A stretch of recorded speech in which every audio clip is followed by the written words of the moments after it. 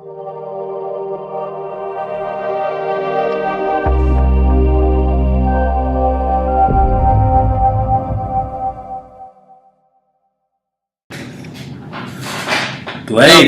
How we doing, man? What's up, man? How are you?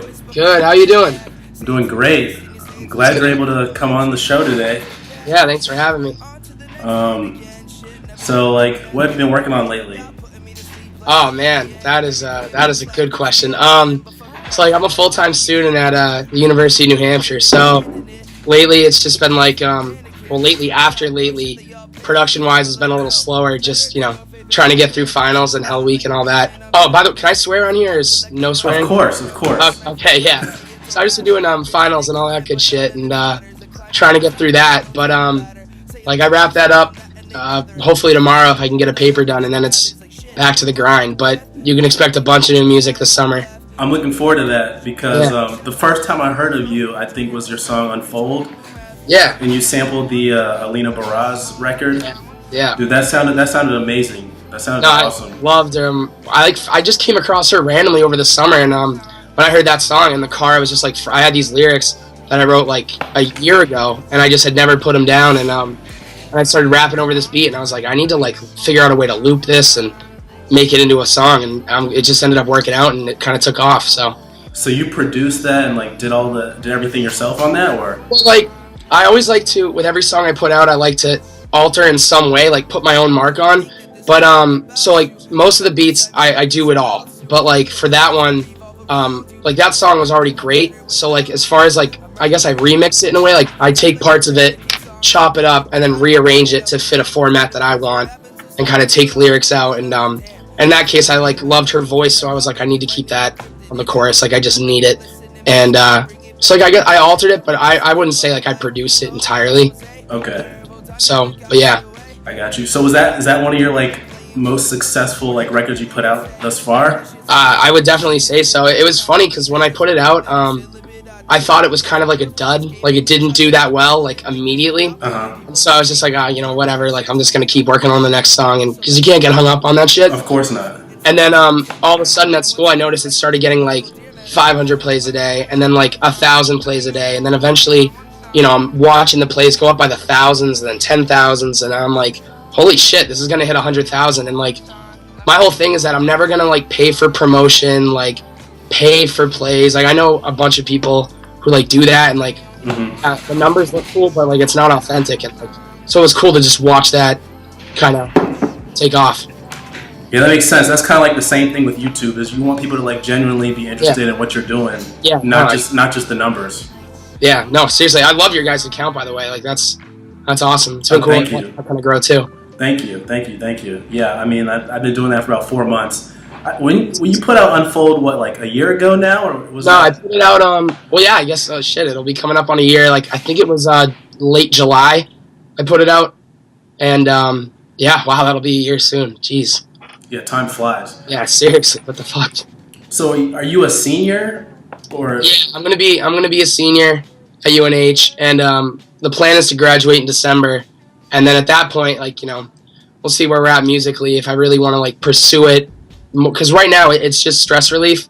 If I make it, awesome, but I can't put all my eggs in that basket, because if there's one thing I've learned from SoundCloud, it's that everyone raps. Yeah. So right now it's just all about building a fan base and stuff, and it's been cool to watch that grow, and things are heading, I think, in the right direction, or where I imagine it should be going. But who knows? In 6 months, we'll see where I'm at, and if I'm gonna go to work or maybe take time off and really commit. Yeah. You should definitely keep doing it. Please don't give up. You got some real skills, man. Seriously. Thank you. No, I'll definitely always be doing it on the side and stuff. But well, it's funny. I went to a job interview the other day, and and they were asking me because I'm into marketing, and they were like, "Do you do anything creatively?" And I was like, "Well, yeah, I make my own music. I have a SoundCloud." And one of the guys I was interviewing with was like, "Oh, cool. Can we see your SoundCloud?" And I was like, "Shit! This is gonna be make or break. They're either gonna be, welcome to it, or they're gonna be like, that's not a professional look. We don't want that." And luckily for me, they loved it, got the job, and so we'll go from there. But it was cool because I'm worried. There's always that fear in the back of my head that one day the professional world and music are gonna hit, and it's not gonna mix. And That's one of my fears, that someone will be like, you can't do this anymore. And like at that point, they're like, fuck them. Like I'm still gonna do it. Like exactly. I don't know. I think the culture and stuff is changing a little bit. I think definitely back in the day, maybe like 15 years ago, that could have been the case. But like with people like our age, like starting companies and like the culture is definitely changing. So hopefully that won't be the case. Yeah, seriously. Or you'll be able to have done it full time by then. Yeah, I know. That'd be awesome. That'd be real cool. Yeah. So you said you got more music coming out this summer. Definitely. And the other song that I most recently heard was Lately. That came out about 2 months ago. Yeah. Take me through your creative process with that song, because I really like that one as well. Yeah. So with that one, like a lot of the times when I write, like I'll just kind of write and see where it goes. I'm like a big believer in like if you force it, it's gonna sound forced. So, but for that one, like I worry and overthink about everything. So like when I was writing, I had this first verse kind of down where I was just like, the whole first verse was just all right, like lately, like I'm worried that people aren't gonna like this song. I'm worried that I'm not gonna make it. Like, what am I gonna be doing when I'm older? Like all these kind of fears and doubts. And then I was like, you know what, the second song, you know what, like I'm fucking dope. Like this song is gonna be dope. Like I'm the man. Like I do all this. So I wanted it to be like that kind of dichotomy of like self-doubt, which I think everyone has, and then this kind of like you need to have this confidence, especially within music and like in anything you do. You need to be like, no, fuck it. Like I'm good. I'm very content in what I'm doing, and like I know what I'm doing is right.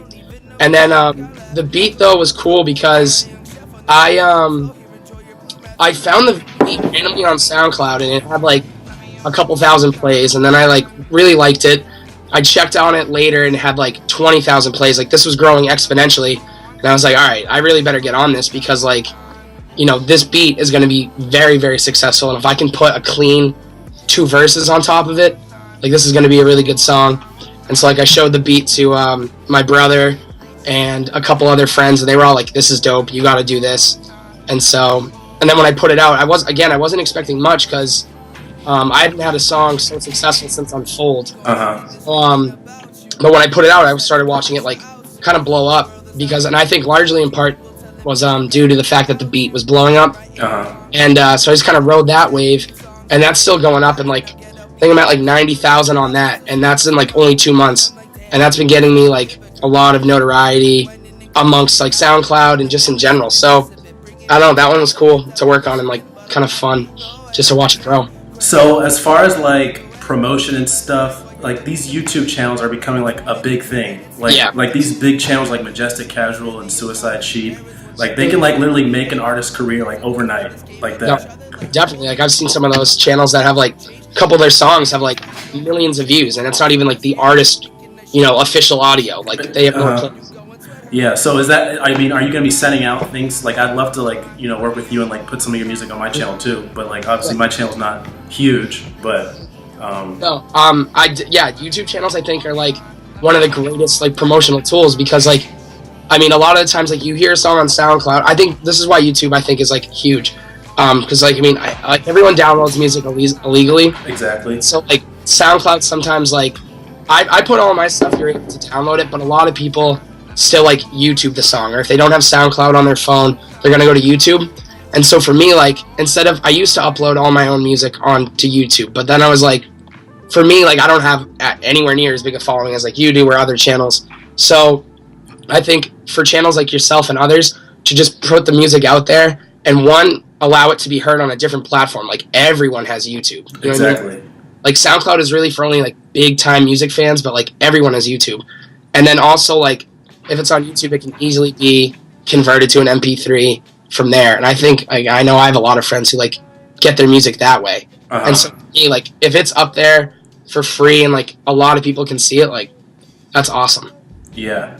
That is awesome. Yeah. No, I'd love to do like more work with you guys because like I know like you were the first person to post my music. Like I didn't have to ask. It was awesome. Like one day I was just searching because I was like, I wonder if anyone, has posted it or whatever. And then like I saw it on Acoustic Silk and I was like, let's go. This is awesome. Like it was the first time where I was like, shit, this is cool. Like let's go.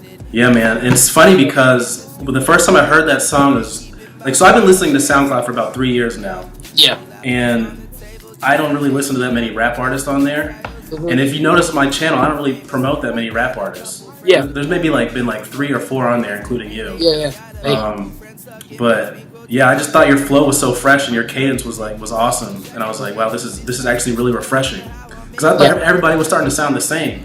And I agree with that 100%. Yeah, and so I like people with like a different like flow and cadence, and you really struck my attention with that.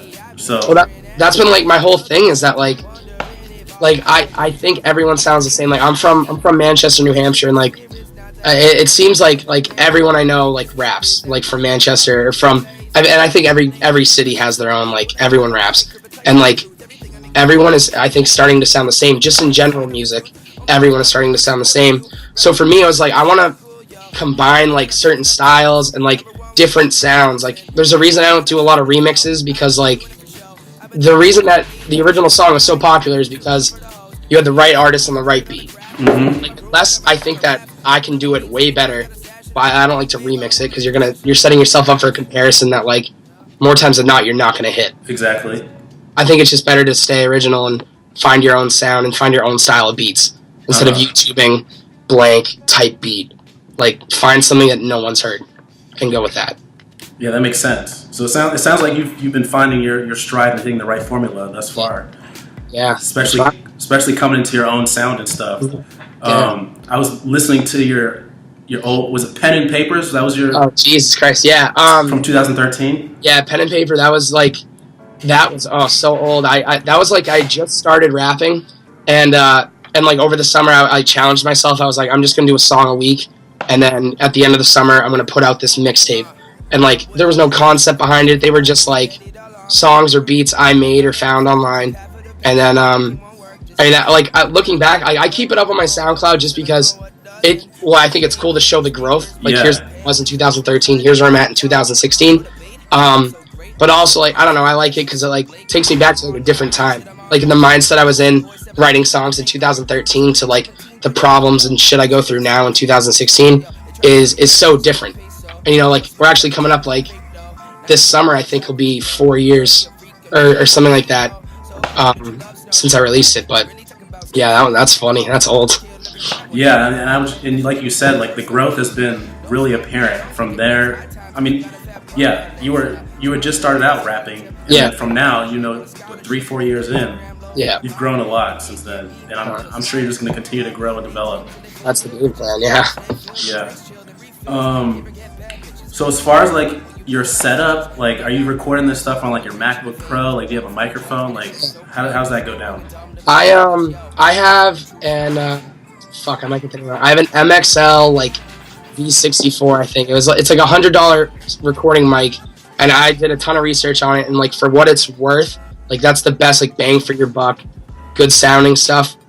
I recorded all in Logic Pro, and like I was like a producer like 2 years before I started rapping. Like I was big into like sound production. I still am, and like that's crazy because like I'm still learning shit. Like I've had Logic for like the newer version of it for probably 6 months now, and there's still shit I don't know. But I'm a firm believer that like the software like can make is what makes you sound good. Like a mic will only do so much. It's really, like the editing and stuff and like knowing your shit will make it sound good. But no, I have a studio apartment on campus, and that's really nice because I've literally turned it into like a music studio. I've got a couple nice monitors, a couple drum machines and stuff, and like I just post up in there, record, write. I can just lock the door and suddenly, I don't have to see anyone for like hours. Yeah, that's cool.